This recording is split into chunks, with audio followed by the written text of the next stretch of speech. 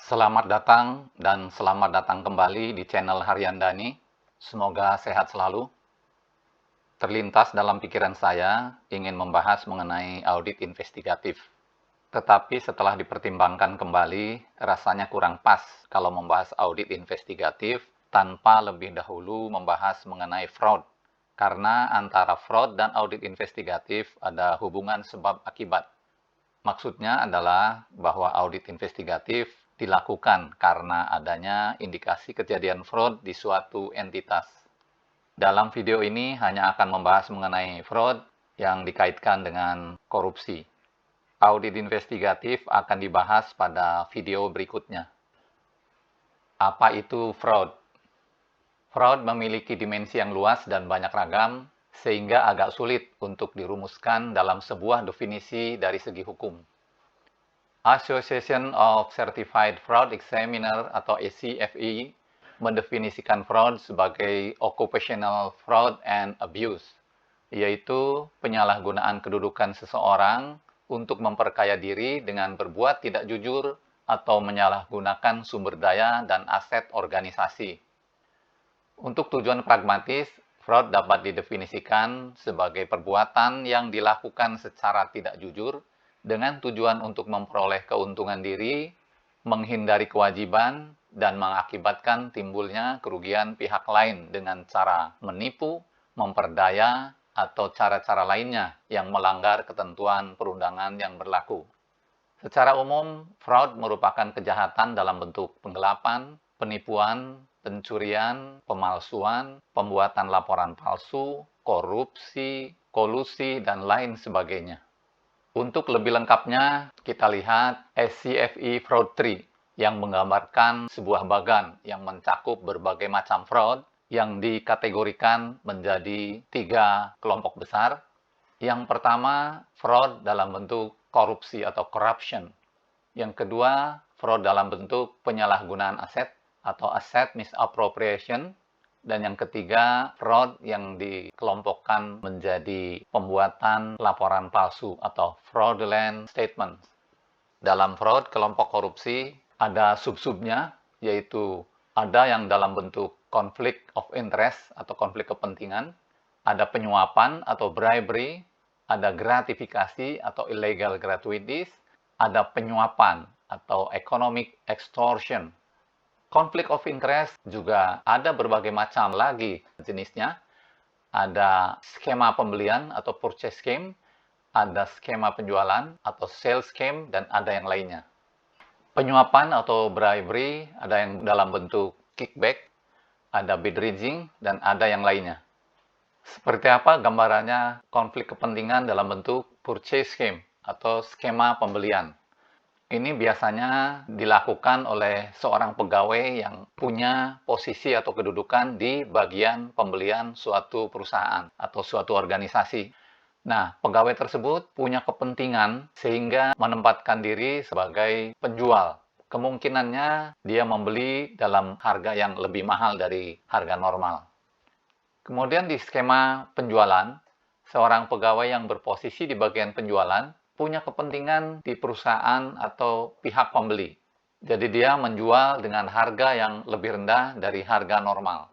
Tentunya dua-duanya merugikan perusahaan. Kemudian penyuapan. Ini dalam bentuk kickback.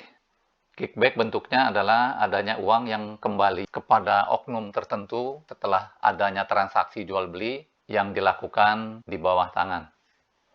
Bid rigging adalah pengaturan tender, jadi sejak awal sudah ditahu siapa calon pemenangnya. Proses tender sendiri hanya berupa formalitas. Kemudian penyalahgunaan aset. Ini bisa dalam bentuk cash atau aset dalam bentuk lain, misalnya barang-barang persediaan atau aset-aset lainnya. Pembuatan laporan palsu bisa menyangkut pembuatan laporan keuangan palsu atau laporan-laporan lain atau keterangan lain yang bukan bersifat keuangan. Kalau ada yang bertanya, apakah fraud sama dengan korupsi? Dari SCFE Fraud Tree tadi sudah tergambar dengan jelas bahwa fraud memiliki dimensi yang sangat luas. Korupsi merupakan bagian dari fraud yang rumusan perbuatan melawan hukumnya atau rumusan deliknya diatur dalam Undang-Undang tentang Pemberantasan Tindak Pidana Korupsi. Kalau di Indonesia adalah Undang-Undang Nomor 31 Tahun 1999 dan perubahannya.